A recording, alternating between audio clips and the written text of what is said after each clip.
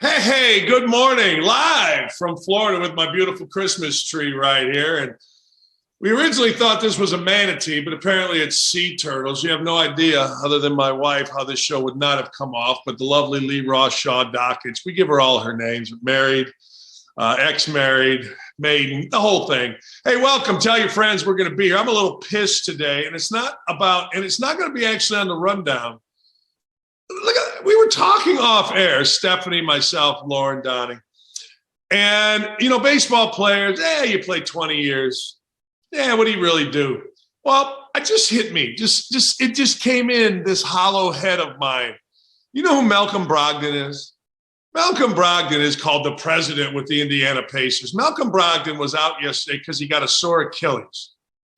You know what? Last year, Malcolm Brogdon sat out with 6 different injuries. Like a guy working in a steel mill, a guy working in a coal mine doesn't work or miss work for 6 different injuries. My ass is hurting right now. I'm doing a lot of sitting here, people. I sit through 2 hours of this show. I go upstairs. I put a headset on. I do 3 hours of another show on my ass. But you know what? I show up every day. I give you my all every day. I got 2 words for Malcolm Brogdon and the Indiana Pacers. My ass. Now, here's the deal. You don't care about the Indiana Pacers, and I don't blame you. All right? I don't blame you a bit. There's nothing to care about. Yesterday on our show, somebody said, well, the Pacers could go get Miles Turner or Sabonis, and things are fluid. Okay, great. And they both stink. Sabonis puts up big numbers. Turner, my ass. Turner was whining the other day. And I'm going to get in on the Lakers with this as well. Malcolm Brogdon, my ass. My ass hurts. It's hurting right now from sitting, not from anything else. I don't know what you're thinking in there, but not for anything else, just sitting. And all of a sudden, I can't play. My Achilles hurts. Yeah. Try going through life with this whole thing.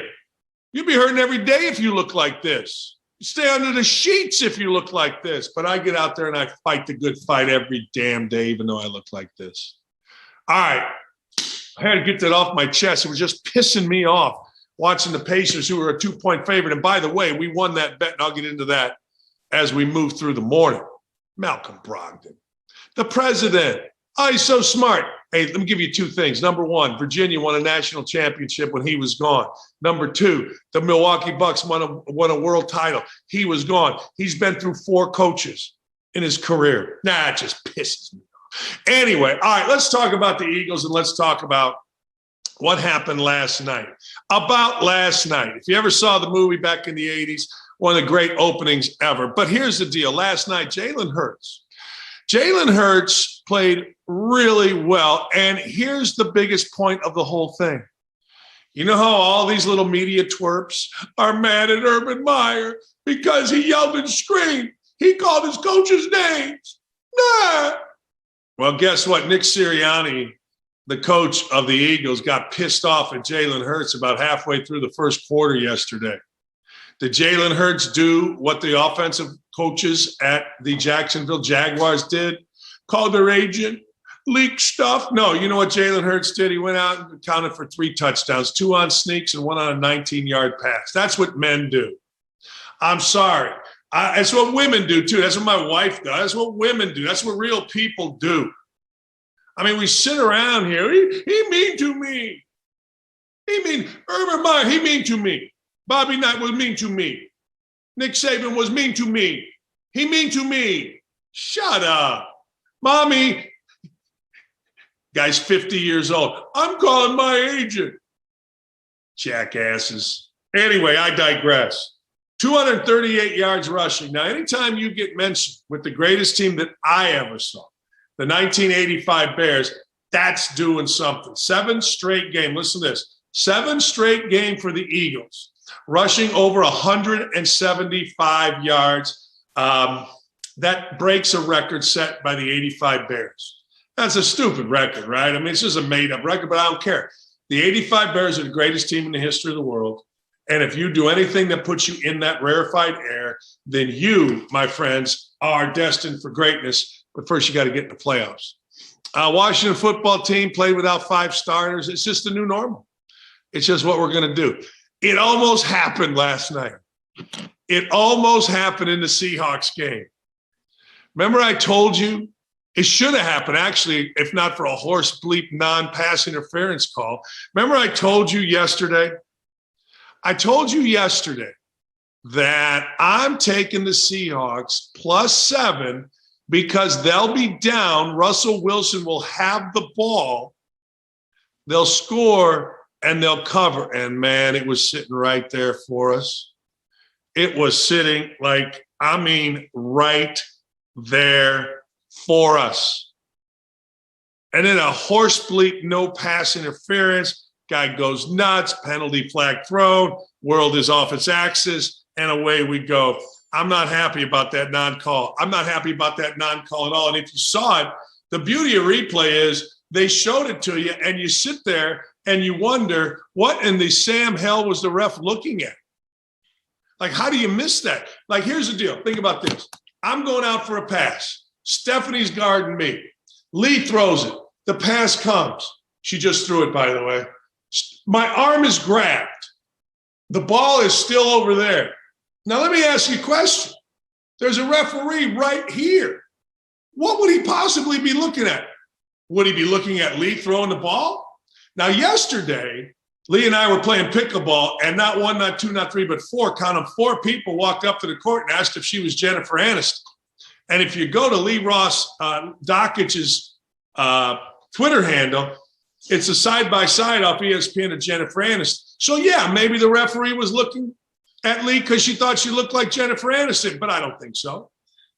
What are you looking at? You looking at the ball floating through the air? Why are you looking at the ball floating through the air? I can see the ball right here, and I'm also watching the guy grab the defender. That's what I always wonder. Like, we bitch, whine, and moan about officials' calls. But what I wonder is you're right there as an official.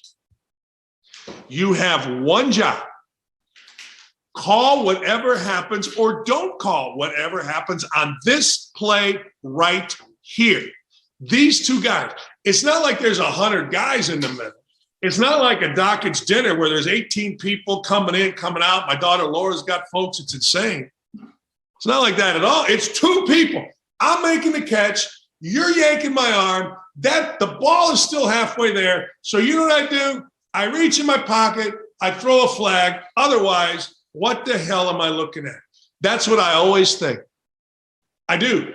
Look, good or bad, happy or sad. Obviously, I wanted to call because I told you to bet the Seahawks, and I feel personally responsible for that. But the truth of the matter is, I just always wonder, what in the hell are you looking at, ref? And referees are paid a lot of scratch. Hey, make no mistake, referees are full-time in the NFL. They are. It's not an easy job. I get that. But sometimes it is an easy job when it's right there in front of you and it's only 2 guys. Little college foots last night. San Diego State beat UTSA. Now, a couple kids for UTSA, including running back, didn't play. Lucas Johnson, nice quarterback for SDSU. Throws for, I think it was 330 yards. I think the score was actually 38-24. It was kind of an ass kick. Here's why I like this. Here's why I like this game. Bear with me a second. The coach of San Diego State is a man named Brady Hoke. Now, Brady Hoke was at San Diego State a few years ago. He went to Michigan. Michigan being Michigan, right? He was a head coach at Michigan. Michigan, you can win and be gruff. You can win and be anything you want. But when you don't win enough, then Michigan gets their Michigan superiority going. Well, he doesn't speak well enough. Well, he doesn't look like what we want as a coach. Well, he doesn't have a headset on.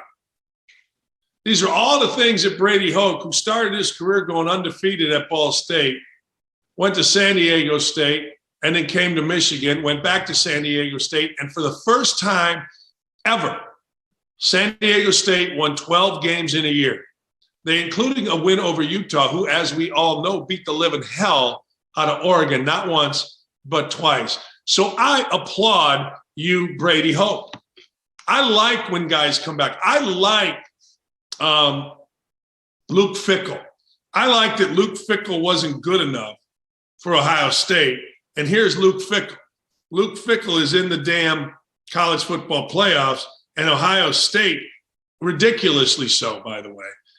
Guys are writing articles in the Ohio State media world about this is the defining moment of Ryan Day.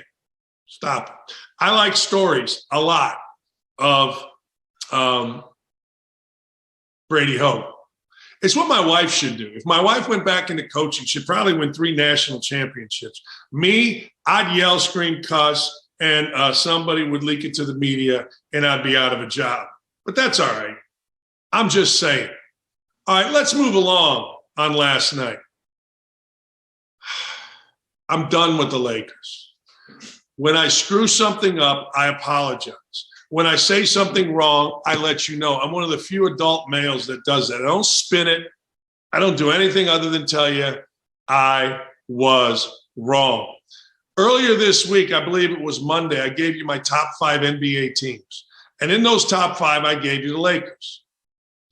I said, don't at me. Maybe it was late last week. I don't know. I said, don't at me. The Lakers got LeBron. I'd watched them play. I liked the Lakers. I thought the Lakers were pretty damn good. And I thought, you know what? LeBron's that kind of good, whether you like him, whether you don't like him, whatever you think about him, okay? LeBron's that kind of good. Well, guess what? He ain't that kind of good. He had 34 last night, and I'll give LeBron James credit. He, unlike Malcolm Brogdon, got a little dinged up during the game. He, unlike Malcolm Brogdon, stayed in the game and played. They got their ass kicked. They were up 6 midway through the second quarter. From that point on, they got outscored by 1,000,000. And you know what? It wasn't coming back. And good for Carmelo Anthony. Like, here's the deal. If you can't play, you might as well get kicked out once in a while. Why? So people know you're still in the league. Carmelo Anthony's older than me. I think I played against him in the mid-'80s. So he gets kicked out last night. Good for him. But the Lakers, I got 2 words for the Lakers. My ass. I got 2 words for me liking the Lakers. Your own ass. I don't like anything about it. That game was over and over and over and over and over. I apologize. What a stupid I am, to quote Robert DiVincenzo, who won the Masters and forgot to sign his scorecard. That was his quote. What a stupid I am. Every time I do something and say something and put out something incredibly stupid, number 1, I apologize for the stupidity. And number 2, I just simply say, what a stupid I am. Lakers might not be in the top 20 teams in the NBA. To quote the great Carlos Zambrano, they stinks, period. Lakers, Lake Show. All right, let's round it up. It's midweek. We're sitting here on a Wednesday. So we got to evaluate what the hell's been going on this week. Well, I'll tell you one thing. NHL is not sending players to the Olympics this winter. They're not. The NHL has officially withdrawn its players from the Olympics. Now, there's always a backstory, and I don't know the backstory. I don't blame the NHL. In fact, given what we know about China and the Chinese government and all the things that are going on there relative to people and abuse, human rights violations, I don't know why we would support it anyway. I really don't. I get it that Biden's putting this bullshit diplomatic whatever boycott. All that means a bunch of overpaid saps in suits won't be staying in luxury hotels, in suites the size of mansions, eating caviar, lobster, and whatever. That's all that means. So I guess that does put a dent in the Chinese economy. But let's be honest. What we know about the human rights violations, what we know is probably 100 of what is actually going on. So I don't understand, if we're going to do any kind of diplomatic or any kind of boycott, why don't we just make it across the board? You know, we did it in 80? I mean, what the hell? So I applaud the NHL. I wouldn't send my players over there either. Hell, why would you? I mean, let's be honest. The Olympics have been diminished, and I don't like that, but they have. We got so much going on right now. We're such a star-driven organization. You ever go out to dinner with somebody that's in their 20s, you know what they're doing? They're taking their Snapchat picture the whole time. Think they care about Franz Klammer on a downhill slope? They're worried about whether that espresso martini looks cool in the background of the shrimp cocktail that the guy's having behind me, and I want to show both to make it look like I'm having it. I don't give a rat's ass about Dan Johnson's speed skating. Care about any of that. Tell me I'm wrong, Laura. Tell me I'm wrong. I ain't wrong. This is going to get worse before it gets better, and I don't know if the right word is worse. I think the right word is worse. But Texas A&M football is halting its preparation for its bowl game because of COVID. Now, a couple of things with that. If you think Texas A&M is the only team doing that, you're crazy. We saw Miami doing that too. But here's my real question. Why does everything have to be leaked to the media? Why does everything have to be told to us? I know it's happening. We know it's happening. But that was my first thought. Now, that's incongruous to what is actually the problem. The problem is you get a team full of 18 to 24-year-olds. You put them in a building. Somebody's going to get the COVID. Now, I'm not one of those that says you got to play through it. And I'm not one of those that says you got to cancel it. I'm just not. I feel like this in all walks in our life, we're never told the truth. The backstory is always far more important than what you see in front of you.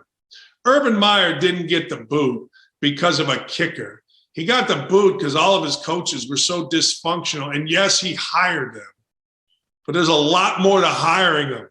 I can tell you some stories, but I won't because it'd get me in more trouble than I usually can get myself. But Texas A&M is halting bowl prep. The second part of this in my little brain is this. Will the bowls actually go off? Will we actually have a bowl season of 44 bowls, including national championships? They ain't touching the college football playoff. I mean, let's just be honest. Alabama just announced they're getting extra booster shots, which I guess that matters. I don't know. It seems like to me that we're going to have to get booster shots until a guy like me is 110, and unfortunately, that ain't that far away. But Alabama's doing it, so my guess is everybody else is going to do it. And then my guess is, same as always, I understand this is a deadly virus. I've had a couple of friends die from it. Whether it was actually from it or not is a bit of a mystery. I've also had a couple of friends die, we think, from the vaccine. Blood clots that they never had before, ever in their life. Killed 2 people that I know. So I don't try to moralize or tell anybody what to do. But I do know this. There hasn't been a single basketball or collegiate football player hospitalized with COVID. There have been a number hospitalized with mononucleosis. There have been a number sick with the flu. But as far, again, I don't know every backstory, but as far as what's been reported, not a single NCAA basketball or football player, for that matter, I don't know of a single NCAA athlete that's been hospitalized with COVID. I could be dead wrong. You can get on my Twitter and at me if you would like and tell me how many of them I'm wrong about. I'm just telling you that when I last year worked at ESPN, they were keeping a pretty sharp eye for who was missing games and were they vaccinated, and the answer was none. So, will we cancel games on something that's 99.9% recoverable from? I don't know. Is it worth playing games? I don't know. I don't have the answer. I'm just giving you the news in this case. Gun to head, which is how I always do things, I'd say just play on. I'm sorry, I would. And speaking of just playing on, Did you see this the other day? This is something that we discussed a bit yesterday. But did you see Adam Silver announced what we all knew? COVID isn't going away. Oh, yeah? I almost combined anywhere and away right there. Kind of, almost. COVID isn't going away. No shit, Sherlock.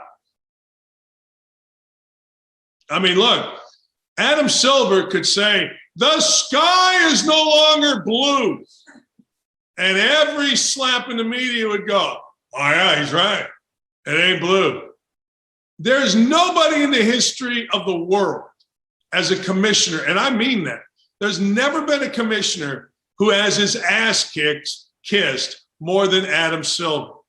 Adam Silver is in the media's pocket. Or let me go the other way. The media is in Adam Silver's pocket. Why? I don't know. I'm funny looking. I got no media in my pocket. I get it. He's all about the players. He's all about social justice and all that stuff, which immediately puts the media on your side. Look, I don't need an NBA commissioner telling me anything about social justice. You know what I need an NBA commissioner to do? Run the damn league. That's it. Run the league. Maybe you need an NBA commissioner to lead the way for you in social justice. God bless you. I grew up in Gary, Indiana, man. There was a lot of social problems, a lot of social good. You did. I don't need Adam Silver telling me. I get it, media, you all do.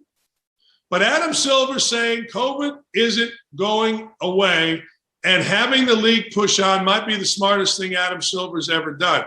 It's risky because Adam Silver just might get on the wrong side of just one media member, which would be a shocker. Adam Silver could literally take a dump in the middle of downtown Indianapolis at the All-Star game, and people would applaud him for doing something that was socially conscious, fertilizing the yard, something. I don't know. They would make it up. But Adam Silver ain't lying when he says it ain't going away, and Adam Silver ain't lying when he said we're going to play. Now, there are some contingency plans in place for Christmas Day. Somehow, some way, Christmas Day has become the greatest day in the NBA. I'm not going to lie. I look forward to Christmas Day NBA. Then about 2 minutes into guys walking up and down the court, taking bad shots, I'm like, let me go play Jenga at the beach box down the street. That's what I do. Let me go play euchre. Because, I mean, I get it. It's a wonderful day. I get it. There's a lot of hoops on. I get it. We all got to stand on our head, jump up and down and crap snowballs because thank God Doris Burke is telling us something we already knew about basketball. Just stop it. I got a stud coming on here. I don't know if you know who Gary Sheffield Jr. is. Most of us know who Gary Sheffield Sr. is. Gary Sheffield Sr. played 19 years in the major leagues. Gary Sheffield Sr. is a 9-time All-Star. Gary Sheffield Sr. should be in the damn Hall of Fame. Gary Sheffield Jr. is one of the great follows on Twitter. That's why, and he's an OutKick guy, starting to show. Gary Sheffield Jr., when he tweets it, I read it. That's as good an endorsement on Twitter as I can give you. I want Gary Sheffield Jr., at least on my show here, to get introduced to y'all. Because I think he's a star in the media. I think you're all going to find that out. I also have the bravest person in the media coming on, Alison Williams. So many of my friends in the media, these pukes that act like they're badasses piling on Urban Meyer this week, don't have the stones to ever say no to a buffet, much less the stones to walk out on a lucrative deal as the smartest, best sideline/host on ESPN. Alison Williams did that. Alison Williams did that because, number one, she has balls, and number two, she understands that her family comes before any job. Alison usually joins us on Wednesday, so guess what today is? It's Wednesday, so guess what Alison's going to do? Join us. Even my dog's excited in the background. You can hear Lula Mae Bickford. Why Lula Mae Bickford, the name for a dog? because my wife Lee's great something, Lula Mae Bickford, was a hussy. 6 times married, which means she probably cheated 27 times on various husbands. She's not an idol of ours, but she's a family icon. And when you name your dog after somebody, that means they're a family icon. You know what I'm saying? So when you hear Lula Mae Bickford in the background barking, understand that I, myself, my wife, not really me, but mostly her, it's a rescue dog. And doesn't a rescue dog excuse all behavior? Like, doesn't it? Like, you ever see Keith Olbermann? Like, the worst human being alive is Keith Olbermann, right? But he puts out tweets rescuing dogs. So it makes him a good dude. So when you Google me and you think I'm a bad guy, just know that I got a dog in my house that we rescued out of a trash bin. That immediately makes me a good guy. Don't at me is going to continue. Don't at me ain't stopping. Gary Sheffield Jr. next. Don't at me, people. We'll be right back.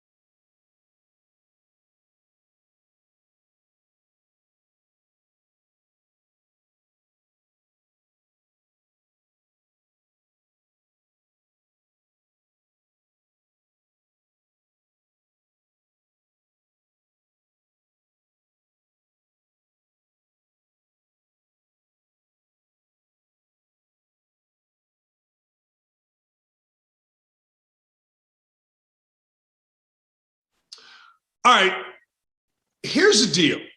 I say this all the time. When certain people talk, I don't listen. When certain people tweet, I scroll through. Some would say, then why don't you not follow that person? Well, that's a good point. But when Gary Sheffield Jr. started tweeting and I figured out who this guy was, I followed, I follow, I laugh, I think, and he had to come on our show. Gary Sheffield Jr., welcome to the show, man.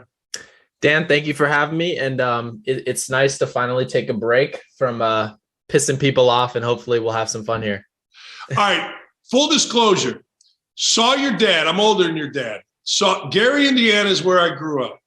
Your dad, Floyd Yeomans, Dwight Gooden, came to Gary, Indiana back in the day to play in the Senior League World Series. And I remember sitting there. I think I may have been in college. Maybe I was just in high school going, holy shit. Like, these dudes are some badass dudes. So I've always been a fan of your dad. I want to get into you first, though. How did you get into media? What started this? Honestly, Twitter started this. Twitter was this way. This was just tell us your opinions all the time. I was like, wow, this is actually kind of nice. And I didn't realize that the rest of the population was going to bite their tongue on just everything, never say what they think. And honestly, I was more like my dad in that way, where it's like, you're not actually trying to stir the pot all the time, because some people take it like that. But the way I see it is that if I say what I think all the time, people will at the very least, they know who I am.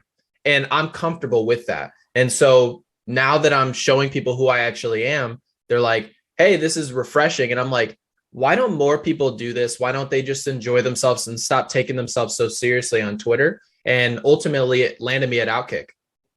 All right, what's going on at OutKick with you? What are you doing here? Right now, I'm just writing. So I actually got started there. Jason Whitlock brought me on, and he wanted me to write to prepare myself for camera work. He said it would help me. And I feel like it did, but so far, no show yet. I'm not on camera yet. So I feel like ball boy Larry Fitzgerald. Well, you're on camera now and you're killing it. So let's go to this. You put out something because the Hall of Fame voting was right now. Yeah. And, somebody could say, well, he's stumping for his dad, except the facts back you up. I mean, Talk about your dad and what your thoughts are relative to him being in the Hall of Fame. Well, I try to listen to the people on the field. I don't take my opinions too serious. I like to lay out the facts and let people think for themselves. And I feel like if I do that, they're going to put him into the Baseball Hall of Fame. And it's not just my dad. It's Pete Rose. I mean, there's plenty of players in the game that have played. And I'm like, these guys, number-wise, have done what needs to be done to be in the Hall of Fame. And I really think people overrate just how involved my dad was in the whole steroid idea, the whole steroid thing, because no writers reach out to my dad and ask him, hey, how'd you get involved? What happened? And they just say he was tied in, and they really pick and choose which guys they like to see which ones that they want to apply the steroid tag to. Because we all know there's a couple of players that me and you can put to our mind and say, that guy probably was taking steroids. However, we swept it under the rug because we enjoyed that part of history. So I feel like if my dad's treated that way, he'll be there. It is amazing. And to your point, I think you understand this better than most, maybe through your own experience, but maybe through your dad's experience, or maybe both. Like Andy Pettitt came out and said, I'm not trying to rip Andy Pettitt, but he came out and said, yeah, I screwed up. All of a sudden, nobody ever talked about steroids. He became like a loved dude again. Yeah. That this never happened. It's amazing to me, that thing. Yeah, now all of a sudden he's clutch, right? That's the discussion is, big game Andy Pettitt. It's like no one's denying that Andy Pettitt pitched in big games. He was absolutely clutch. That's a fact. But you cannot just decide when people are going to be attached to the steroid era. I read a ballot literally just 2 days ago where it said David Ortiz is a Hall of Famer. And I'm looking at it and saying, I agree with you. However, how exactly can you have a positive testing David Ortiz be in your Hall of Fame, but Gary Sheffield with 509 home runs, who hit 292, is not in the Hall of Fame? That's not even making sense.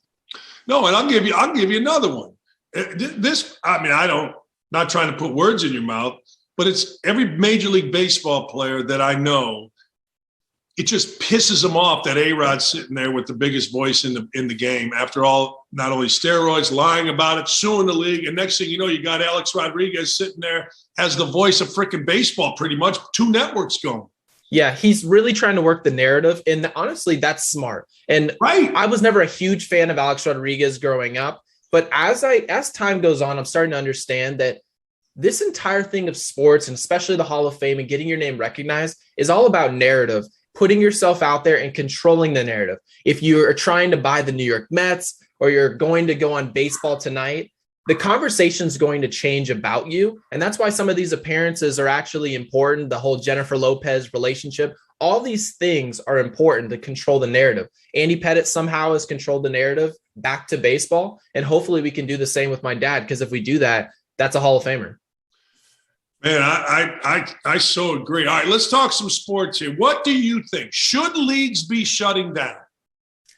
No, and no one should be shutting down, not just leagues. This is the entire United States of America. We have a business to run. Ultimately, we are running a business 24/7. When you sleep, business is running. This is real life. A lot of people's livelihoods are at stake. You cannot close the country down. And if the country closes down and people can't put food on their table, they're relying on the government. If that is going to be the play, Americans already know that doesn't work for them. So you have to work under the confines of what actually can be done for Americans. In their case, it's working. So if they can work, if they have to work, then you must send them to work, and you have to figure out ways to better and more safely put them out there. So no, the sports leagues, they have to play through it. And I'm almost positive that a 7-foot tall basketball player with 4% body fat can play in the NBA with COVID and not have any risk.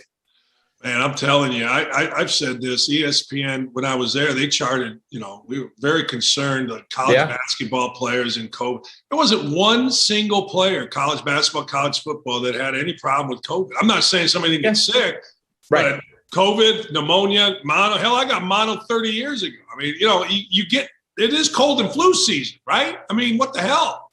And we leave it up to the individual. How sick are you? How sick do you feel? I don't remember seeing articles of Michael Jordan saying how irresponsible of Michael to go to the arena with the flu.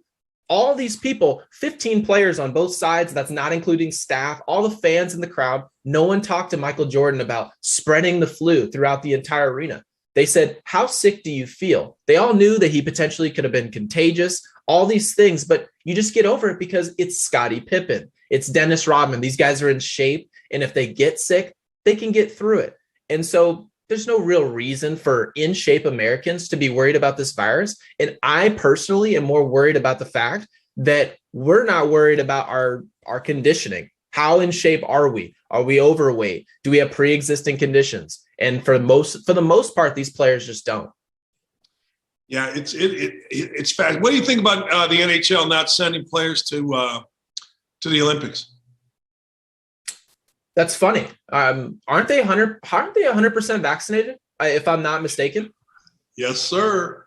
Interesting. So if we all do our part, which Joe Biden has told us that he wants us to do, we would get to the vaccination rate. Hopefully, right? According to Joe Biden, we'd get to their vaccination rate. They're our role models. So if we do that, all systems should be go. However, the NHL, by failing and collapsing and not sending guys to the Olympics, all types of things, they're delaying games. What makes us think that we're any different? We're not in their type of shape. So if they're canceling, if they're not going to send players to the Olympics, what makes you think they're not going to cancel? They're not going to cancel work, government shutdowns? Of course they are, because the vaccine doesn't work. It doesn't work for professional athletes. It doesn't work for the average Joe. So yeah, I'm honestly, in a way, it's like, yeah, you would like the vaccine to work, but at the same time, it's like, I told you so. All right, you're smart, I'm dumb, you're handsome, I'm ugly. So I'm going to defer to you on this question. You ready? I'm ready. What was the difference? Nobody's been able to answer me this question. So the NFL moved a couple games 2 days. Yeah. Can you explain to me what difference that made in anything? Because I've tried to find out, but nobody's been able to tell me. 2 days, the Bears changed 2 days. What was the difference? What did that help? Tell me. They were just buying time. And it's interesting that they want to buy time to get the right players on the field to not destroy the competitive balance. But Americans don't get to buy time. We remember the 2 weeks, and you guys are gonna flatten the curve. And that's really what they were trying to do, is flatten their small curve in the NFL and make everything even and fair. But Americans didn't get that right, which is unfortunate. And it's just the way everyone said 2 weeks. Okay. We all did that. Of course, there were plenty of us who said, we don't really need 2 weeks, but some of us, we went inside and said, this looks like it's getting pretty bad. Let's give ourselves a little leeway. But now that we know better, this whole thing has been going on for 2 years. We know a little break is doing nothing. All it did was allow them to test certain players vigorously so that they can throw them out to pump out money and ratings. It's like you're trying to make money, but so are we. So we need to understand eventually, which you saw with Adam Silver, they're going to throw players out there with COVID, and they're going to start using words like COVID load. They're going to start changing the narrative on COVID so that they can push business. And ultimately, it's actually good for Americans that they're finally collapsing on this thing. Yeah, what do you think of Silver's statement? It was 2 years too late. Right. And it was 2 years too late. We all knew these things. We were all conspiracy theorists. I am this selfish prick who doesn't care about Grandma Teresa, but Adam Silver is this caring American who really cares about Black people. Phenomenal. Give him the Purple Heart for this man. But then suddenly, when business is now an issue, now we need to figure out ways to make sure we're out there. We need to make sure that we're on the court. We need to make sure we're on the field, because there's money to be made, and it's these guys' livelihood. It's just too bad that 2 years ago we didn't have these sentiments, and it's also very sad that Joe Biden still hasn't made this exact statement. He should. See, I said earlier, Adam Silver has the media so in his pocket as being this caring, loving, oh my God, I'm for the people. Yeah. He could take a dump in the middle of downtown Indy and someone would say, well, he's just fertilizing the lawn. I swear to God, that's Adam Silver in my world.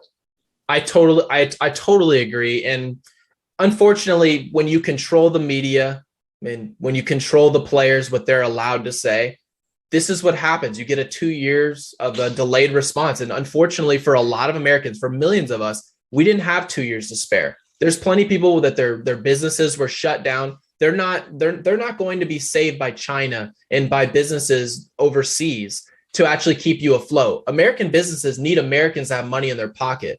And this is just, it's too late. It's good to hear, but it's sad at the same time. Let me ask you a question. And this is a very simple question. Where do you get the truth from? And that's hard. That's a hard question, because I always feel like I'm getting loaded words and just, they're steering you in a direction. You can tell what the writer thinks without even reading without even reading the content. You can read the title and say, okay, I know what this guy thinks. I know how he's going to shape this conversation. It's really hard to say. You just have to intake both sides, and actually, instead of sharing your opinion, you first have to just think about logically what's happening. And it's really hard to do. I honestly, I can't tell anybody where to go, because I read half my stuff I get from Twitter, and I read both sides. I intake both sides. There's idiots on both sides everywhere regarding COVID or not. And I try to just stay objective with it. And sometimes that's hard. Yeah, like I grew up, honest to God, I read every part of the newspaper when I was like 10 years old. In fact, I got so frustrated because the newspaper would come late that I became the paper boy in my neighborhood because I wanted to control the narrative of when the hell the paper came. Yeah. I grew up with that. I grew up with my parents, we'd get 3 papers on Sundays, the Chicago Tribune, the Gary Post Tribune, and now I'm like, what the hell? I might as well just look at Twitter and laugh, or, because there's nowhere to get. All right, I got to get into some sports with you. I was going to ask you this question, but it turns out I'm the dumbest mother in the world. I had put the Lakers in my top 5 a week ago. I watched the Lakers last night, and I wanted to punch myself in the head repeatedly because that's just stupid by me. Give me your top 5 NBA teams, and don't include the freaking Lakers like I did.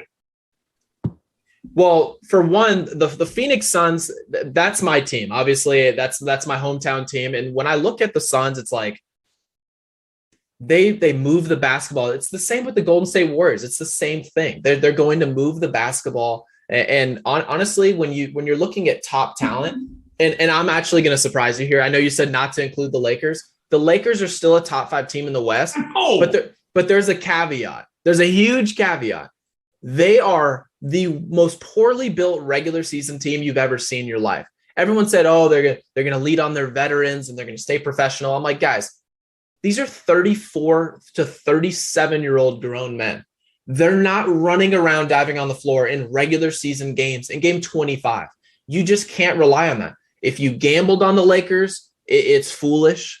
All these over-unders with the Lakers are foolish. You have literally no idea what LeBron, if Anthony Davis is going to be what I call Anthony Day-to-Day Davis, if he's going to be that.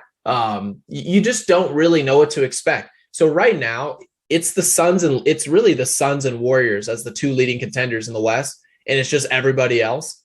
And you cannot sleep on the Denver Nuggets. The Denver Nuggets are a lot better than the Lakers right now. They just are. Jokic is it's him and Steph are 1 and 2 in the MVP race right now. The Lakers can't contend with that. Anthony Davis can't guard Jokic. It's not happening. And right now in a playoff series, though, the Lakers are still top 5 just because short sample size. LeBron will try to go superhero. You still have Anthony Davis. Russell Westbrook stinks. I've said this multiple times. Man, you're all over his ass. You crushed that man. That dude, and trust me, it's not that I don't like him.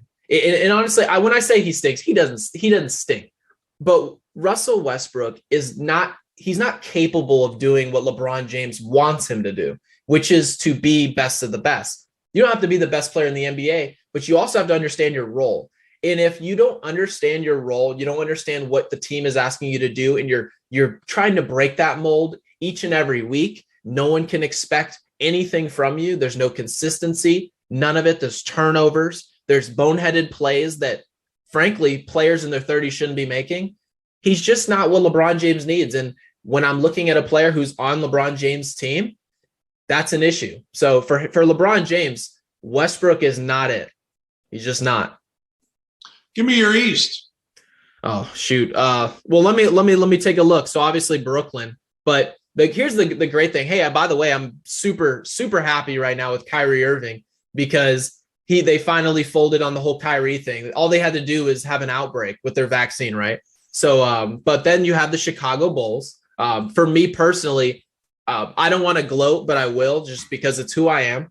The Chicago Bulls, I said they were going to be a great team. I said this team was going to be really good. They added Alex Caruso. They added Lonzo Ball. They had zero defensive. They had no identity last year, none. And they came this year. They have two guys who can stop the ball. And it's really helping Zach LaVine. It's helping him on the offensive end as well, saving energy. This is a great team. If the Bulls came out of the East, I would not be surprised. And especially the fact that they have Lonzo Ball running the point, a guy who can be professional. He can control the basketball, the tempo. They're actually dangerous in the postseason. Even with a young Lonzo Ball running the ship, they can actually do it. You have the Miami Heat. I'm not a huge fan of the Miami Heat. I'm just not. I understand that they went to the NBA Finals a couple years ago in 2020 and in the whole Kyle Lowry edition. I'm just not a huge fan of where they get their offense from. It's just not. It's a lot of it's from Tyler Hero off the bench. Not ideal. And then you have the Milwaukee Bucks. For me, they're really like the last contender. They still have Giannis. They just won, so they're going to compete. But do I think they're going to repeat? No, not really. I want to go back to a guy. I know people in the Bulls organization. They love Alex Caruso, man. Like I know people that play with him, coach him. Like that dude is an incredibly valuable piece that I don't think many people understand around the NBA or that follow the NBA. People in the NBA know, Gary, that dude can go. Fans that watch basketball in the 70s, 80s, and 90s understand this better than anybody. There are superstars and there are guys who do the dirty work. There's players who dive on the floor. There's players who keep the ball handler in front of them. They're going to play basketball the right way. If you watch even when you're watching the Jordans and the LeBrons and the Kobes, they're not necessarily doing the dirty work. That's by role players. And when role players are doing their job, that's what makes basketball an enjoyable sport to watch when there's more of those guys, because you have some type of understanding of which players do what instead of watching players just jack up 3-point shots, which we've seen a lot of now, and just try to get on the highlight tapes with dunks. There's players who can do other things. Alex Caruso is doing a lot of those other things. I know he can dunk. which is surprising to a lot of people for reasons I won't say on the show. But this guy, he does everything that it feels blue collar. And when you watch a player who feels blue collar, you have to root for him. I know I did when he was playing for the Lakers, and I still do, because he is a large reason why I'm so right about the Bulls. He really is. I have said that great players, and you can go historically, like the two greatest players that I've saw in my life, I didn't see Oscar, I didn't see Wilt, but Michael Jordan and Kareem Abdul-Jabbar. I contend that Kareem Abdul-Jabbar was the singularly most destructive player against my Bulls when they were in the same – anyway. Great players in the NBA always add to their game.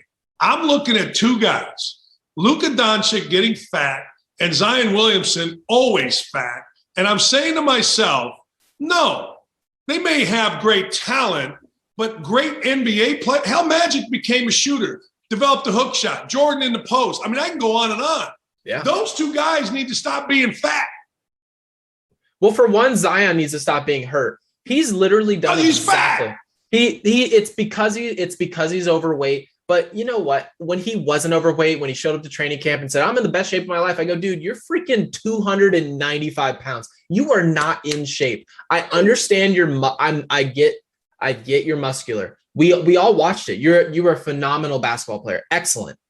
Potential star. I expect him to still eventually be that, but it's going to come at a price. Being a professional athlete, you're expected at the bare minimum to be in shape. You have to be at peak physical condition. When you're Luka Doncic and you're slated to sign a super max contract, we're talking $50+ million a year to play basketball. If you can't receive a check, if checks are clearing for $555,000 a day, and you can't get to the gym to protect that, there's something in your chest is not working correctly. Because I understand that everybody who's watching this today, if I told you, hey, the bare minimum of what you have to do to prepare for tomorrow is go to the gym and I'll pay you $500,000 to do it, 99% of us are going to do so. There's a simple cause and effect there. We understand exactly what we're getting.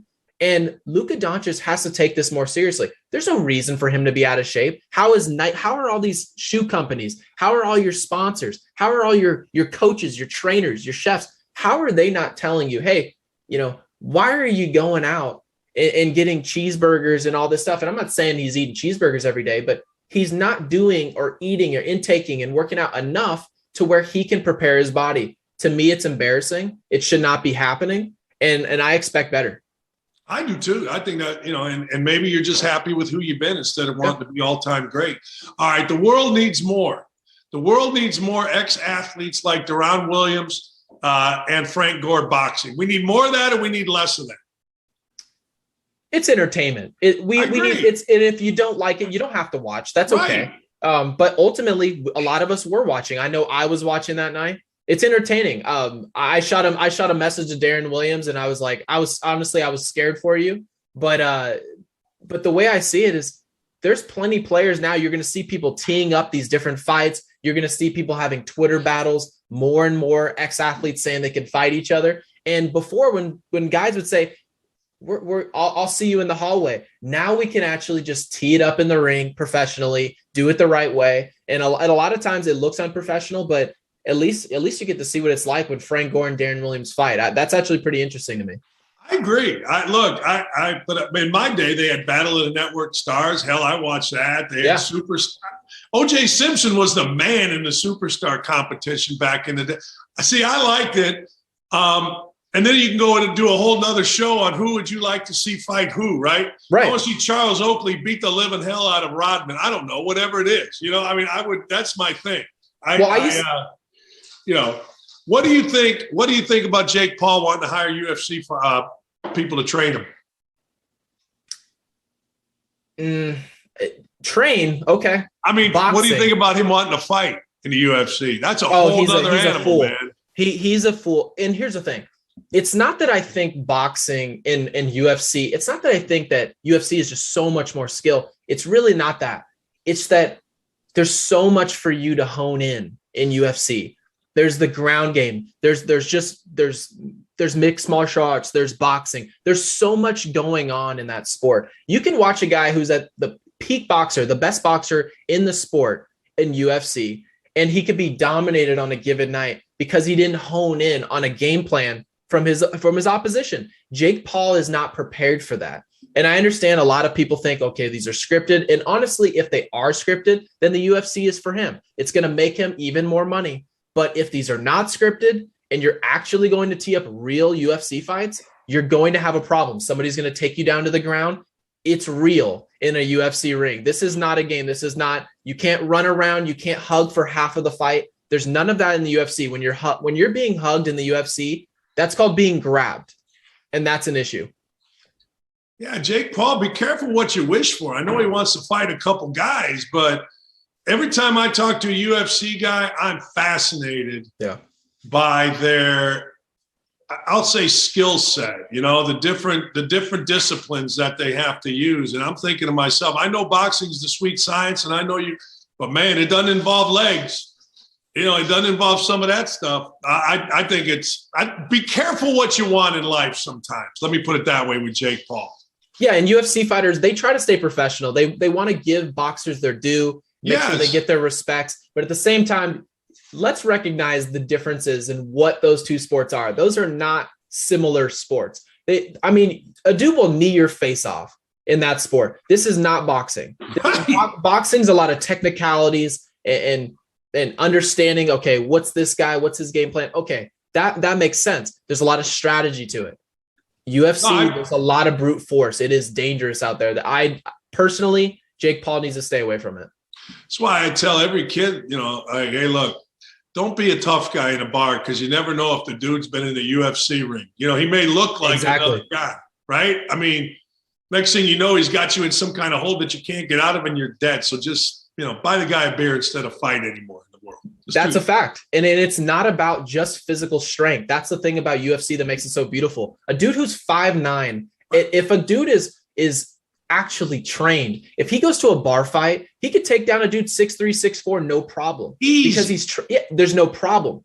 And they understand that they try to stay respectful, like I said, but they also understand I'm the most dangerous man in the room. There's nothing else that anybody can show me to a UFC fighter. If you threw Conor McGregor into a bar, he's lighting up anyone in a bar fight. And that's because of the training, what they go through, everything that they understand. This is not boxing. If you threw Mayweather into a UFC ring, you would see very quickly how different these are. Great stuff, man. Appreciate you coming on today. Short notice. Great stuff. Hey, thank you so much. Anytime. You come on again? Oh, of course. Of course I'll come on again. Are you kidding me? That was fun. That was really fun, Gary. Thanks, man. Thank you. That's Gary Sheffield Jr., man. I love talking to smart people. It's fun talking to smart people. We'll be back. I got a lot to say to you folks. I got Alison Williams coming up, another smart person. Today's smart day on Don't At Me. We'll be back.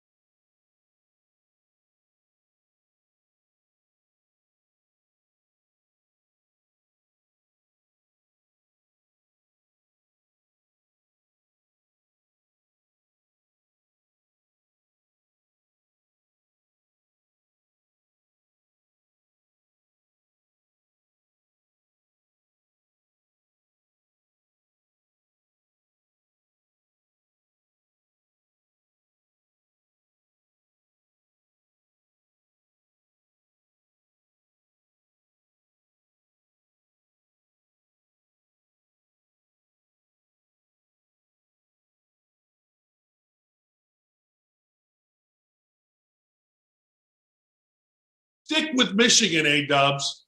Unbridled enthusiasm among the Michigan football fans or cautious optimism? I think it's just like get into work and cautious optimism. It's such a unique time with the way that the playoff falls, right? Because you have winter break. So all the students are gone, which is the majority of the fan base.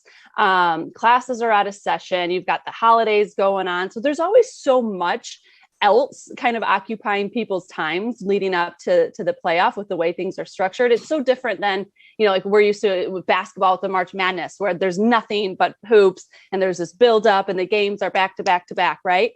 And for this, you have like a month off between games. So there's kind of a lull right now. I mean, like for the team, it's all business, but I think for fans, they're like focused on the holidays, the insanity of COVID, everything else going on in the world. And I think next week, when we get closer to the 31st, people will lock in and get fired up. But it's so odd to me how these games fall each year with the holidays and the break with schools and all that for fans. It's kind of different.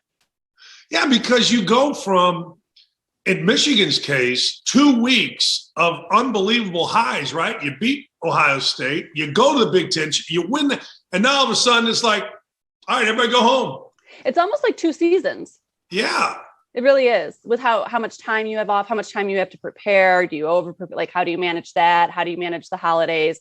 How do you manage the time off and the extra time and all that? Yeah, it's a different deal. I remember thinking that I spent a lot of national championship games in Tuscaloosa, and I would go to cover what was happening on site during the game. And that was always the vibe I got, because Alabama figured it out real early in Nick Saban's tenure. Like, they're not going to start school till after the national championship game. They literally plan their academic schedule around it. Yes. So kids were always on break. Now they would all come back early so they could watch the games together in Tuscaloosa if they didn't go to the game. But it creates kind of an interesting dynamic, because you have this break that is so long, and you have, like you said, so much buildup at the end of the season, especially for Michigan. You end on such a high, and then now you have this lull as you ramp up for Georgia. Yeah, and I don't know if you've got to regroup and recharge to get there. It's a national championship, right? I mean, and to get there, at least when I've seen Michigan players being interviewed, they seem like a chip on the shoulder, we're not done yet, that kind of thing, kind of group. Does that make sense? Yeah, and I think there's a sense too. Yes, I think there's absolutely a chip on the shoulder. They were out to prove something. They were 2-4 last year. No one on that team had beat Ohio State. They definitely had a number of things they were looking to prove. But I also get the sense that they're kind of playing with house money. Like, nobody really expected them to be here. They've had to go out and prove everybody wrong each week. Nobody gave them the benefit of the doubt. And I think there's been a lot of redemption already for this team, for their head coach. And I just get the sense like they're kind of playing with house money, nothing to lose. I feel like the pressure is definitely on Georgia between the two teams, being the number one team for the majority of the country. Like, I think Michigan's like, hey, man, we bust our asses. We proved everybody wrong, and we're going to just continue doing that. They're kind of playing with house money.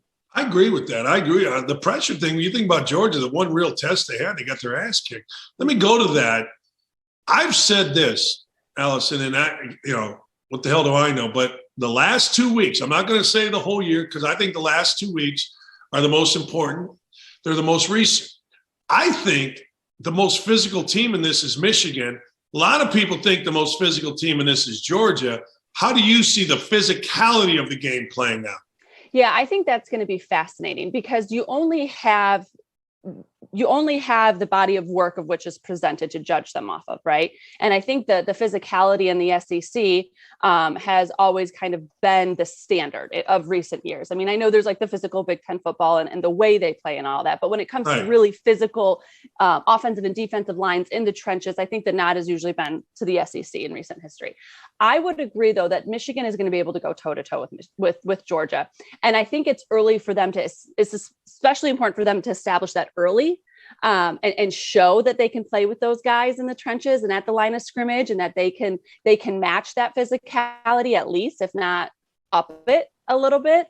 I think that's going to be a focus for Michigan early in the game, to establish that physicality, establish the dominance at the line of scrimmage, and go right at Georgia. And then from there, Josh Gaddis will probably have some tricks up his sleeve, use some misdirection and stuff. But I think just for the mentality of the game, and to set that precedent early, like, okay, you're the SEC, you've got these big, strong defensive lines. I think for the Michigan offense, especially, to come out early, be aggressive, establish physicality. And I think they'll be able to do it. Their run game is solid. I mean, I know like you can look at the stats and it's like, okay, well, who have they played, blah, blah, blah. But really, I mean, for Georgia, you could say the same thing. So they've only given up, I think, more than 150 to Florida rushing.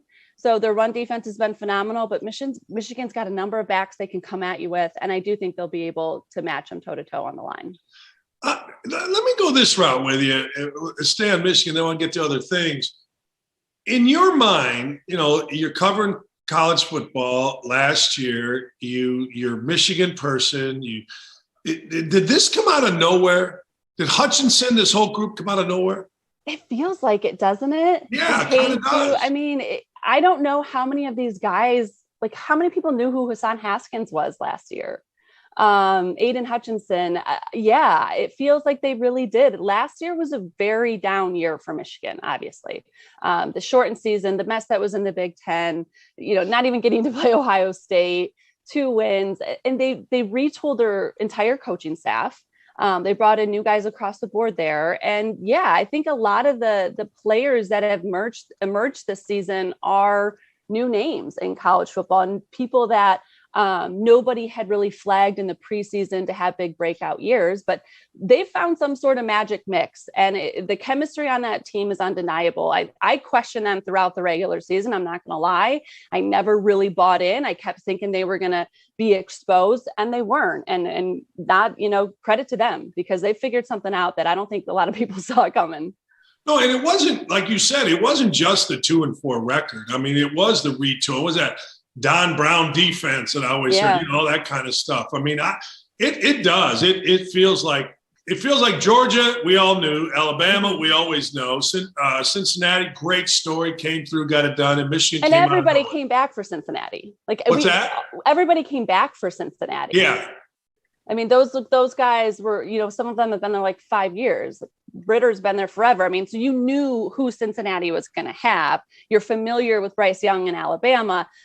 Georgia, you knew that defense would be phenomenal. The main players for those teams, we knew who they were. I don't think we knew who these Michigan guys were.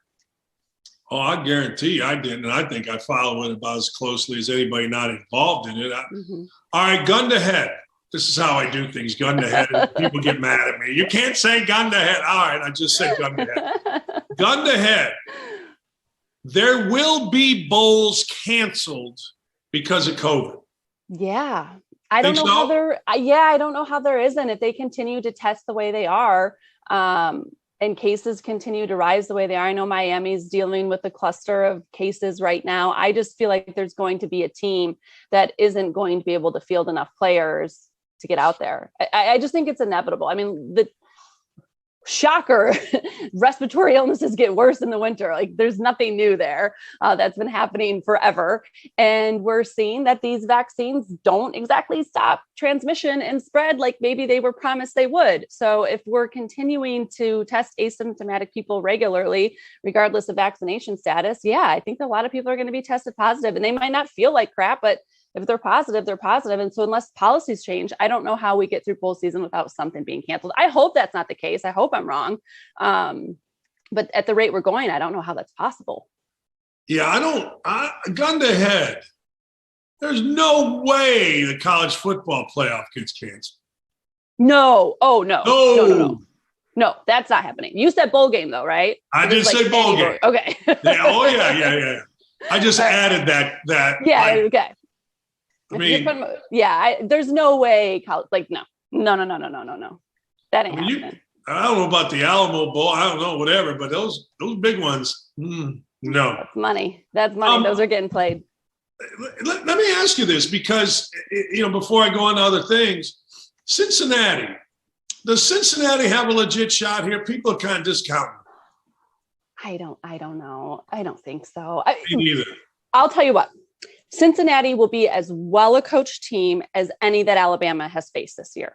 Okay. I do not think they are going to beat themselves. I think they're going to play a very clean, solid game. But I just feel like physically, talent for talent, they're just going to be outmatched against Alabama. I hope I'm wrong. But no, I think Alabama will handle Cincinnati. Cincinnati gets to the championship game. Is that the biggest story maybe ever in the college football? Hell yeah. And how fun would that be? I mean, I know we're like getting ahead of ourselves here, but if Michigan and Cincinnati were to win, and then you have Luke Fickell, who's like the Mr. Ohio State with a chance to play Michigan in the national championship game. I mean, just two teams from the Midwest knocking out two teams from the SEC, like that would be kind of the parity and the change that we've all been clamoring for within college football. I don't think it's going to happen, but I think it would be crazy fun if it did.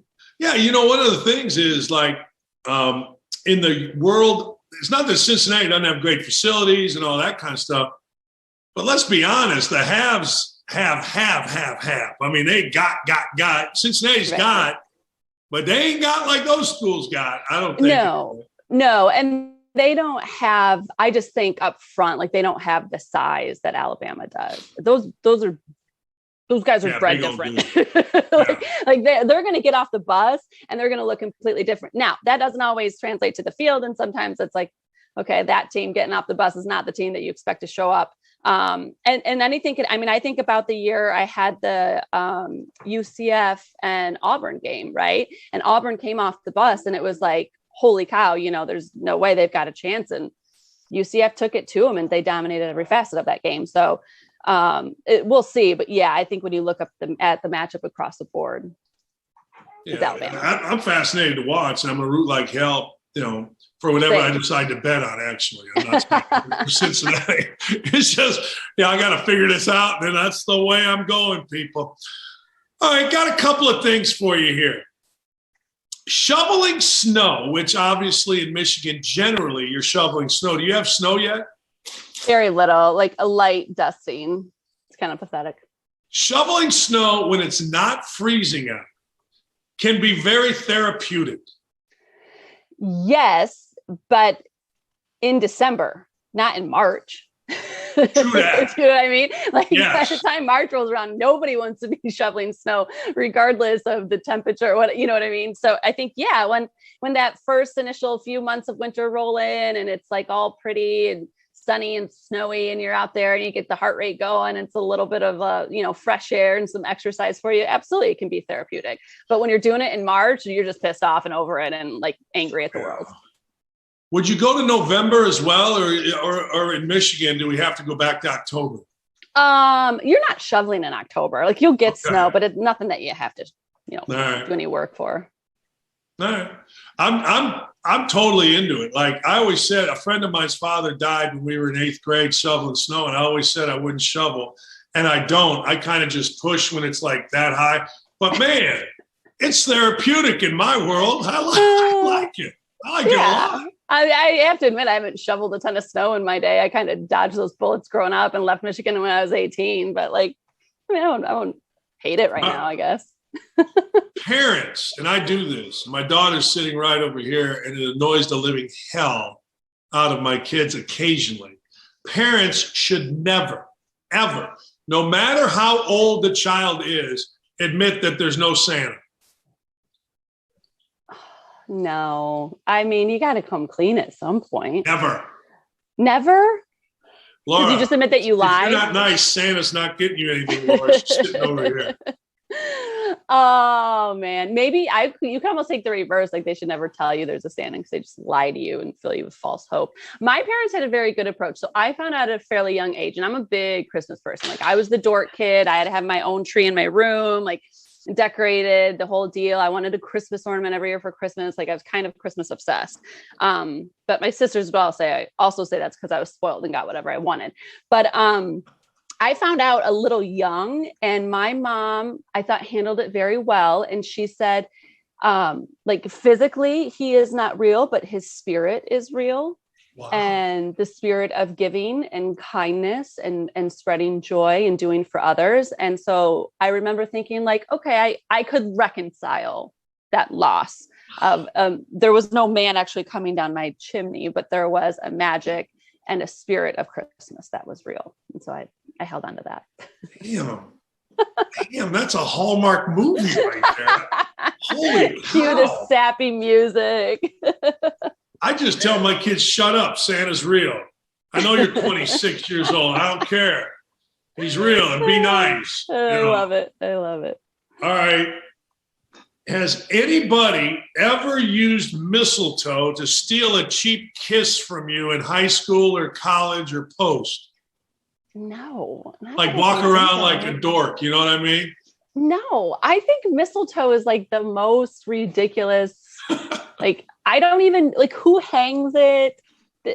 Like, what? No, outside of a Hallmark movie or like a cheesy 1970s Christmas movie, like, is mistletoe still a thing? Is it still around? I don't know. No, the mistletoe thing is definitely one Christmas tradition. I was looking for things to ask you, and I remember a dorky kid when I came back from college my freshman year and went to a party. You know, you come back from college, somebody's having a party, and he walked around like this, you know, and you know, so that poor man. You wonder where he is now. I don't remember much, but I can still see that clown, and I know his name, but I'm not saying it because he literally, hey, go give me a kiss. Like, shut up. It's so dumb. Yeah, they have like the headbands with the things sticking. No, that's terrible. Don't ever do that. That was a precursor to the 2 beer cans on the side with the straw that comes in. But that's cool. Like, that's cool. I'm down with that. Like the head bong thing. We're good with that. No, you're not. It's better than the mistletoe. I agree. It's better than a mistletoe. But if some dude walked up to you with 2 beer cans on his head, you're like, hey, pal, you got 2 choices. I'm going to punch you. I'm calling the cops. You're not going to sit there and go, hey. Now, if I was 25, I might, like, you know, share one with them. But yeah, much more mature now. A palm tree lit up and decorated, like, this isn't a palm tree, but my little tree here. A palm tree is an adequate replacement as a Christmas tree. Yes. Really? You have to remember, I lived in Florida for like 12 years. I love Christmas lights and a palm tree. I am all for it. There's nothing wrong. You decorate whatever tree fits your fancy, however you want. It's all about making you happy. So I'm all for Christmas lights on palm trees, 100%. I still think you should get a regular tree, but if you don't, like, I'm okay with that too. I love it. Do you know what drunk Amazoning is? No, but I can guess that it's like shopping on Amazon when you're drunk. Yeah. I bought 2 things. When my daughter, my wife, and I sit around and drink wine, we make plans to go to like Japan for the Olympics, or I buy stuff. Okay. One I bought was a palm tree to use at Christmas, a lit up palm tree. The other I bought was a bearskin rug. Like, I'm always wanting to have a bearskin rug. And this thing, it's a $2 billion business, Alison. Bearskin rugs? No, drunk Amazoning. It's a $2 billion business. We took both back, but I'm a big fan of the palm tree lit up. I think palm trees lit up can go anywhere at any time. Yeah, and you can leave them up all year, really. Yes. Yes. If you ever go to Fort Lauderdale, I know you're on the other side of the state, but I lived in Fort Lauderdale, and Las Olas is like their main street. And they would light that place up, and there was lights on all the palm trees, and they would have Christmas on Las Olas, and it was like my favorite thing. But I feel like they have lights on them all year round now. They do the white lights and they just leave them up, and they're beautiful. All right. When I got divorced, I liked lights, so I put lights up in a tree for Christmas. I left them up for 2 years. I finally got a letter from the homeowners association saying, you got to take these lights down. Like, what are you doing? I can't believe it took them 2 years. I couldn't either, really. What happens is the lights grew into the bark on the tree. Does that make sense? Because I wrapped it around. So I had to dig these lights out. You'd like chip them out? Yes. Don't do that. That's amazing. That's amazing. All right. This is an ongoing argument between Lee Ross and myself. I'm siding with Lee. I can tell you already. I know you are, and that sucks. As soon as I came out of my mouth, I said, of course she's siding with Lee. But I'm not sure you will in this. Okay. She lived in Syracuse for 10 years. I assume, and I know you've done games in Syracuse, right? Mm-hmm. Middle of the winter. She refers to the winter in Syracuse, New York as, quote, pristine. I refer to the weather in Syracuse in the winter as horse shit. What side do you take? I'm with you on this one. I know. Syracuse in the winter is terrible. Yes. It makes me angry. It is so gray and windy and terrible and cold. I actually did a piece one time up on the roof of the Carrier Dome. I remember. To show how they deal with the snow and get the snow off and that whole deal. And I just remember thinking, like, whatever these guys are paid, it's not enough.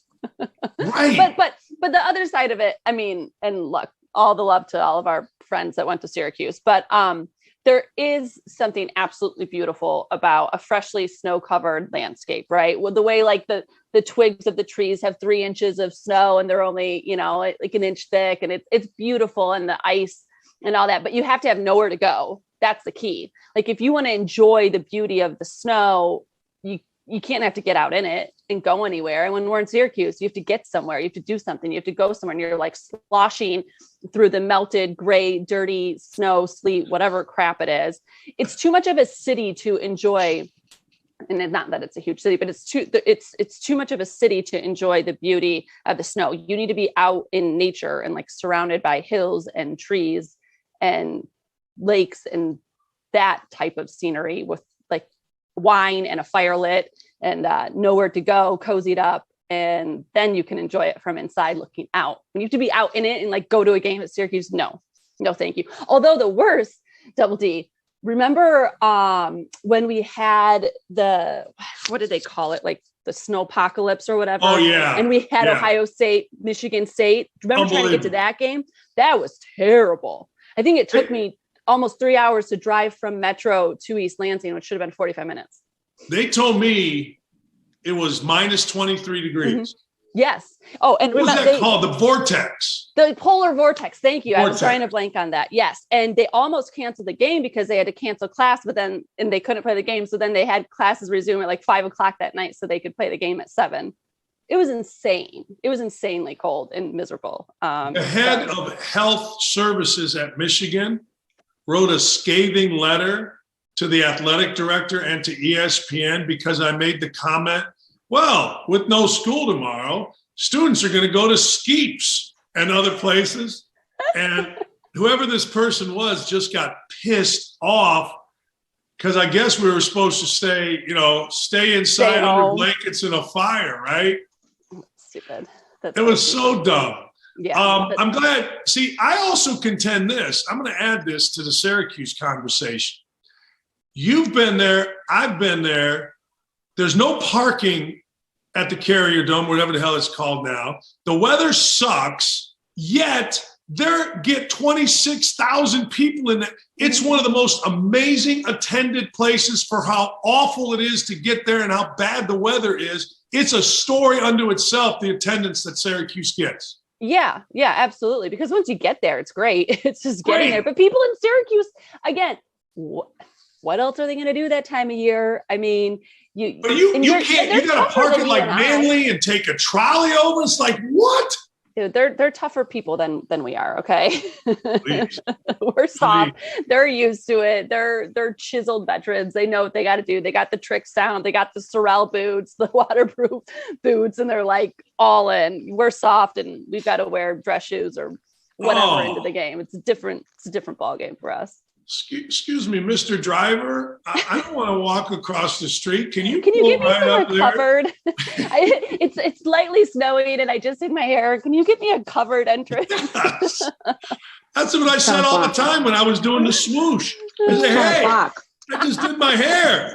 I don't need it blowing that way. That's no finally good. Got it in place. Yes, minimum bald exposure. I just sprayed half a can on here, Gene Katie style. I got to get right into the door. You're the best. Have a Merry Christmas. Highlight of my week right here. Merry Christmas to you and your family. Thanks for having me. Oh, thanks, A-Dubs. It's Alison Williams. Just the best. Absolute best. All right, we're going to come back. I got some fades for you. I didn't get them in yet, so this is going to be a little bit of I don't know if the graphics will work, but I got some for you. I'm currently 17-5 for everybody. That's right, 17-5. I lost the Lakers late last night. But, man, was that Pacers game easy. We're going to discuss that. Got a lot to talk to you people about when we come back.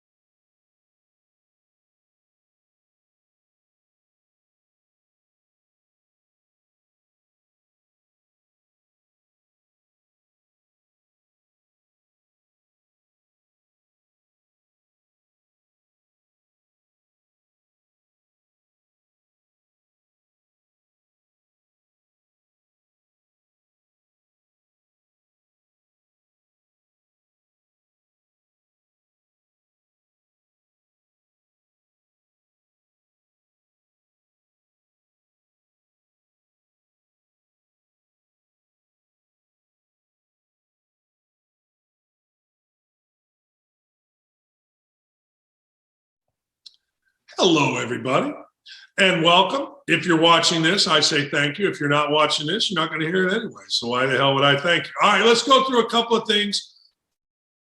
Year in review. The top 5 stories, at least as I look at 2020 and I look backwards, obviously COVID is the underlying thing with all of them. I didn't put that in there. Why would I? I mean, what the hell? Tom Brady wins the Super Bowl. Tom Brady's 172 years old.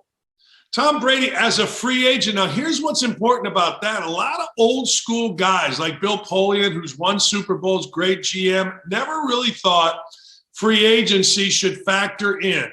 The most important free agents are the ones on your own team. Well, guess what? The fellas, Bruce Arians and his crew in Tampa Bay went against all that. They went out and got Tom Brady. Here's what I was saying at the time with Tom Brady. I didn't know if they'd win the Super Bowl. But I said, when Tom Brady comes into your building, everybody sits up straighter.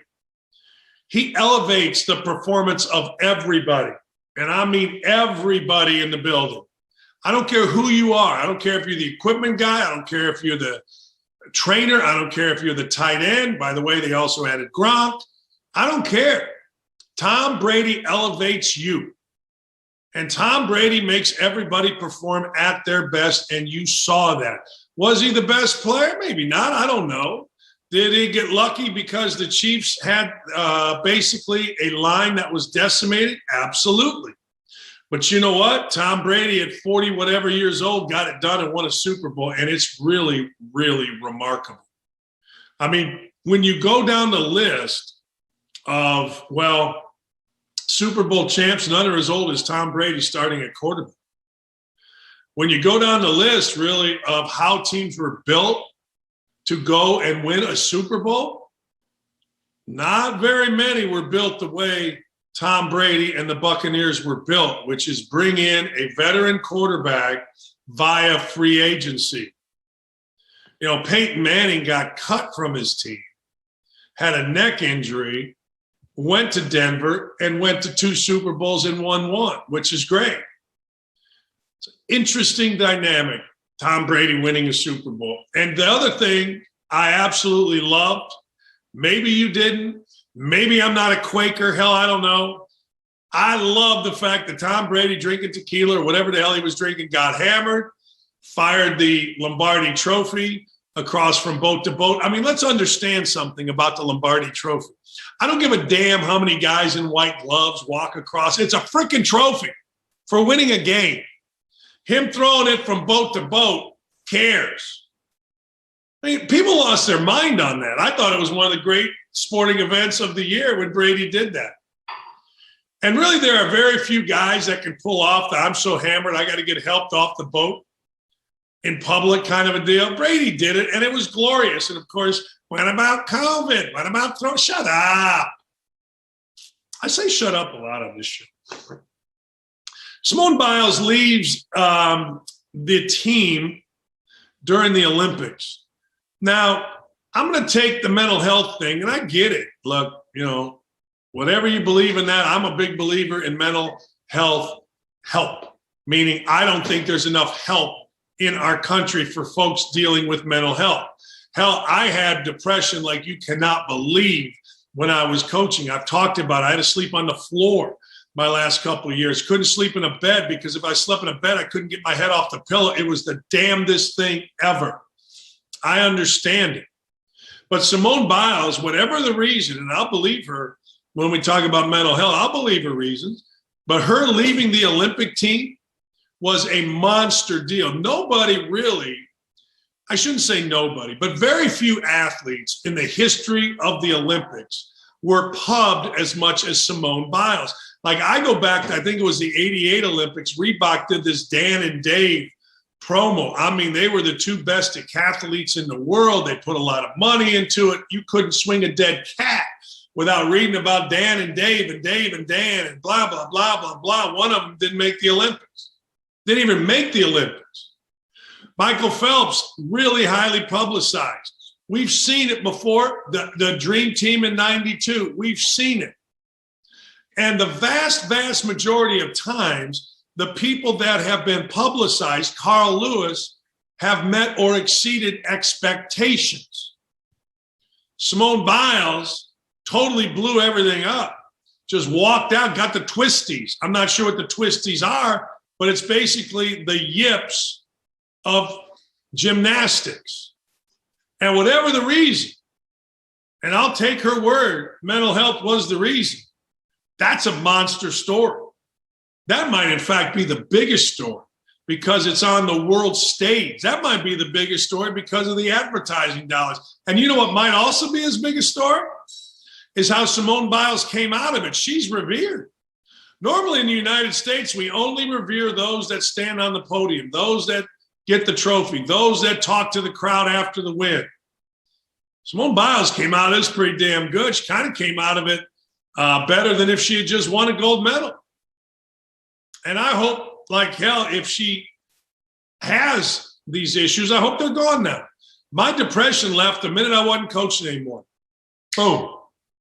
So that's why I said what I just said. I understand that you always got to be careful because, at least in my case, someone's always looking to take your words and spin them.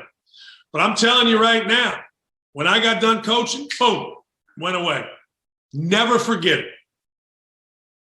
I'll tell you what else I think is a monster story. I think it's a really big story. Phil Mickelson, at 50 years old, winning a major on the PGA Tour. Now, Phil Mickelson has certain advantages that most don't. Number one, he competed against Tiger Woods, so he had to go from kind of a big, dumpy-ish kind of guy to a ripped guy. So he did that. That's an advantage. He also has that, fibromyalgia? He's got some kind of internal, I'm not sure the right thing, but it's painful. And it causes him to have to take medication for it. And yet he still was able, in an era where the PGA Tour has never been better. There's never been more players that can hit it longer, putt it better, chip it better. Whatever you want to do in sport, it is better right now than it ever was. Shooting the basketball in the NBA, better than it ever was. The quickness and speed of the NFL, better than it ever was. I don't know hockey well enough, but everybody tells me the skill and the speed better than it ever was. And golf is no different. 50 years old is the senior tour. 50 years old is when you're playing, I guess it's the Champions Tour now, against other really good name players, but it ain't someone 23 years old. It ain't Colin Morikawa.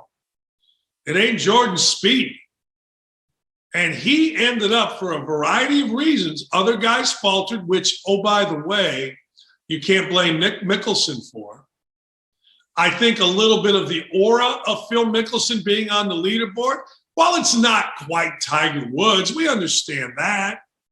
But I'll tell you this, it is pretty good to look up there and be like, oh, shit, Phil's leading? Whoa, I got to catch him. And then you make a mistake. Phil didn't make a mistake. Phil got into the clubhouse. And you know what? At 50 years old, he became by far, I think Jack Nicklaus at 46, when he won the Masters, I believe it was 86. Phil Mickelson became the oldest major winner ever in a time where it's impossible. Now, the one advantage, got in shape, big, strong, all that kind of stuff. But 50 years old winning a major against these guys, crazy. Hell of a story. Great story. Obviously, one of the biggest stories of the year is Texas and Oklahoma leaving the Big 12 and hitting the SEC. Now, when you think going back, the Southwest Conference, Arkansas, Oklahoma, Texas, when you think about the Big Eight, Arkansas, Oklahoma, Texas, probably put Nebraska in there historically. Now, all of a sudden, the Big 12, you still think Oklahoma, Texas, the two biggest brands. Like, I don't care whether Texas has been any good or not any good, whether Sark is going to lead them to new heights or whatever. The brand of Texas football has been in movies, for crying out loud. It's a serious brand. You could argue it's not quite the level now that Alabama is, maybe not quite the level of Ohio State, but I would argue it's right amongst them. It's right there, bigger than Michigan or right at Michigan. I mean, it is iconic in the sport of football. It's iconic in the academic world. Oklahoma, you can pretty much make the argument the same thing. I think it was Bobby Carpenter that said you really can't tell the story, the history of college football, and not have Texas and Oklahoma and Michigan and those schools in it. And for them to leave the Big 12 and head to the SEC tells me two things. One, it just means more in the SEC, and they're out to prove it every single year. Two, the college football playoff is expanding. I've said it before. I'll say it again. I ain't going to stop saying it. There is no way you leave an easier route in the Big 12 to go to the college football playoffs, which is the holy grail of collegiate sport. There's no way in hell you leave an easier route for a harder route if you don't know for sure that the playoff is expanding. Let's be honest. There is always a backstory. What you read, what you see, what the media tells you may or may not be true. It's certainly true those two schools left. It's certainly true Texas A&M wasn't on board. It's certainly true the members of the Big 12 are pissed off. But the backstory, you don't leave if those two schools do not leave unless they know the college football playoff is expanding, because that's what those two teams play for. I'll tell you another one. Another interesting story that maybe people are undervaluing. The Milwaukee Bucks won the NBA title this year. Now, one of the things, I live in Indianapolis, which is a market basically the same as Milwaukee. And one of the things that everybody tells me, well, you can't win a title in a mid-market. And I'm thinking to myself, really? The Bucks just did. Well, you got to have a superstar. Okay. The Bucks drafted one. The Bucks not only drafted one, provided an environment for the Greek Freak that he wanted to stay. They were smart in drafting. Did you know Chris Middleton, who basically is the Pippen to the Greek Freak's Jordan? Did you know that he was in the G League with the Indiana Pacers, playing up in Fort Wayne with the Mad Ants? How about that? Well, fast forward, and guess what he's doing? He's leading the team to the NBA title, Chris Middleton is, along with Giannis Antetokounmpo. I've studied saying his name, and I can't say the guy's name. But that's just being smart. And smart covers big markets. Smart covers small markets. Smart covers. I'll give you an example of not smart. A few years ago, I was banging the drum in Indianapolis, draft Draymond Green. You got to draft this guy. Draymond Green was and still is the best interview I ever did. Draymond Green, when I watched him play, developed in every area over the course of his time at Michigan State. We talked about getting in shape. Draymond Green got in shape. We talked about playing with enthusiasm. Draymond Green played with enthusiasm. We talked about skill with the basketball. Draymond Green had it. Point forward, Draymond Green was it. Smart, Draymond Green is. Well, the Pacers drafted Miles Plumlee, not Mason Plumlee. Mason Plumlee's been in the league. Mason Plumlee, damn good. Mason Plumlee has probably made $300 million in the NBA. Miles Plumlee was Mason Plumlee's older brother, started at Stanford, ended up at Duke, averaged about 6 points a game. The Pacers making that one move changed the course of their franchise forever. Not forever, it'll change, but you get my point. It also changed the fortune of the Golden State Warriors, the guys over here, because now you put the perfect complement to two guys that are the best shooting backcourt in the history of the NBA, Klay Thompson and Steph Curry. Now you've done the whole, we got a junkyard dog kind of player that can go out, take charges, yap at other people, stand up for his teammates, all the good stuff that Draymond Green does. That's how important being smart is. It's not necessarily the size of the market. It's the intelligence of the front office. And the fact of the matter is the Milwaukee Bucks were brilliant. Holiday, brilliant play. Middleton, great pickup. Not good, great pickup. I remember doing one of my first games at ESPN. He was at Texas A&M, and I said, this guy's an NBA player. Long, athletic. I know he's going to be that good. But when you do things, Lopez, shoot the ball as a big guy, big, strong around the rim, smart dude, went to Stanford. You kidding me? That's what you do. Or you sit on your ass and you draft Miles Plumlee, or you draft Goga Batadze. It gives me gas. It just gives me gas. All right, let's go to some fades. Yesterday, I don't know. Wait a second. Do I have another one here? Hold on. Hang on, Colin. No. Yesterday, I gave you a few. One of the ones that I gave you, and hey, Stephanie, don't be afraid to text me my fades as we're talking here, because I gave them to you verbally, and my brain works such that I can't always remember. But I digress. Yesterday, I gave you the Pacers. I gave you the Pacers because, frankly, the Pacers were going to get their ass beat, even though I gave you the Heat, okay? I gave you the Heat. The Heat were getting 2.5 at home. There was no Jimmy Butler. There was no Bam. All these guys. I told you Duncan Robinson was going to be nuts. Last time I looked, before I clicked it off, Robinson had 28. I still want him to marry my daughter. Me too. She just said me too. All right. So then I gave you the Lakers, which was a horrible bet. And the third one I gave you was I may have gone 1-2 yesterday for the first time. May have given you the Seahawks +7. So today, the Armed Forces Bowl. Mizzou against Army.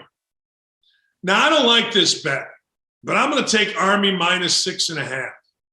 And you're going to say, if you don't like the bet, why are you betting it? Well, because I feel like in bowl season, every time I bet against Army, every time I bet against Navy, they win. So I'm going to bet with them this time. I'm going to take them. I'm going to take Army -6.5 against, what are they? What is Missouri? Is they in the SEC? What the hell league are they in? Yeah, they're horrible. Good friend of my daughter's, Pooh Lewis, played soccer at Missouri. I'm a big Missouri soccer fan. Football, not so much. So I'm going to take Missouri. No, I'm not. I'm going to take Army, coming off a horrific loss. Mokin's a good coach. He's going to get them right, and they're going to win today in the Armed Forces Bowl. And look, Missouri, throw the game. It's the Armed Forces Bowl. Let Army win. Arizona basketball. Arizona basketball has been really good. They're playing at Tennessee today. And I'm getting 2 points as Arizona basketball. I ain't mad at them. I think Tennessee's all right. I love the fact that Rick Barnes has no respect for Penny Hardaway's way of handling the COVID shutdown of the Tennessee-Memphis game. They basically shut it down an hour before the game for whatever the reason. I don't know. And you got state senators in Tennessee taking pictures with players without masks. The whole thing's a train wreck. So what Rick Barnes did? Rick Barnes said, screw this, we're going to practice. So he had his team out there practicing. I liked it. I liked it a lot. Arizona's really good. Arizona's damn good. New coach in there came from Gonzaga. All he knows how to do is win. You got cheating Sean Miller and his brother cheating Archie Miller out of there. I like Arizona +2 in this game. I know it's on the road. I know it's the holidays. But here's the deal. There are two types of games you want to play over the holidays, before Christmas. And this is the game before Christmas. One, you want to play the worst team you possibly can. When I was at Bowling Green, I would schedule Division 12 teams, the worst of the worst, because I wanted to go win. The second one is you go play a team on the road that is equal to you or maybe slightly less than you. You never go play somebody on the road that's way better than you, because usually a team at home, they're trying to get the hell out of there. A lot of times kids' cars are packed. A lot of times airline tickets are paid for. A lot of times they're leaving after the game and they're thinking leave. That's another reason I like Arizona in this game +2. The last one is the Bucks against Houston. I legitimately think in the NBA, the Houston Rockets put together some of the worst performances the NBA has ever seen. I legitimately think. And I think one's coming tonight. You have a mentally fragile team playing the defending champs on the road, same kind of thing. Houston's going nowhere. They know it. It's Christmas. They're distracted. Milwaukee's trying to get themselves right. 10.5 is a lot in the NBA, but it doesn't feel like a lot when it's the Houston Rockets. Currently, I'm 17-5 on this show. Now, I need to get off my ass and not lose two. The college basketball slate I didn't like enough. But if you want to make some money, you sit here and you read and you go with what I picked. And over the course of time, you're going to make a lot of money. Again, let me recap for you. Armed Forces Bowl. I'm taking Army -6.5. Arizona basketball +2 at Tennessee. And the Rockets at the Bucks. I'm taking the Bucks -10.5. As always, first and foremost, we thank the lovely Lee Ross because, well, frankly, she got this whole thing up. We were rebooting stuff. Always, Lauren and Stephanie and Donnie and Jesse, thank you for everything that you're doing. We're going to be back at it tomorrow. Yeah, we are. We're going to be back at it tomorrow. We'll be ready to rock and roll. So keep it right here. You got more OutKick coming. You got OutKick the bets. You got OutKick 360. It's a great day to stay on OutKick. Have a wonderful, wonderful day, everybody. Enjoy.